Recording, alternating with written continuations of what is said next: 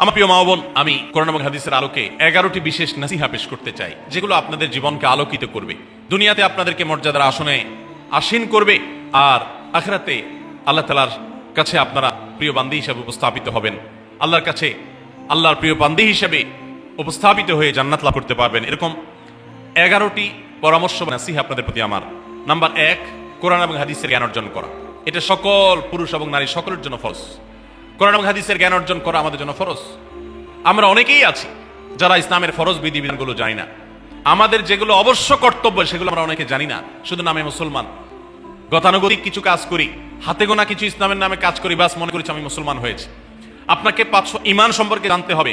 আপনার ঈমান কিভাবে আনতে হবে, কি কোন কোন বিষয়ের প্রতি বিশ্বাস থাকতে হবে, কি বিশ্বাস থাকতে হবে, আল্লাহ সম্পর্কে বিশ্বাস থাকতে হবে। ঈমান সম্পর্কে অনেক ভুল ধারণা আমাদের আছে। আমরা আল্লাহ সম্পর্কে বিস্তারিত জানি না, আখিরাত সম্পর্কে জানি না, নবী রাসূল সম্পর্কে জানি না। এগুলো সম্পর্কে সঠিক জ্ঞান অর্জন করতে হয়। 5 ওয়াক্ত নামাজ এর বিধিবিধানগুলো, কখন কোনটা পড়তে হয়, ওয়াক্ত কখন থাকে কখন যায়, অনেক মহিলা আছেন জানেন না, অনেক নারীরা আছেন, অনেক পুরুষরা আছেন জানেন না।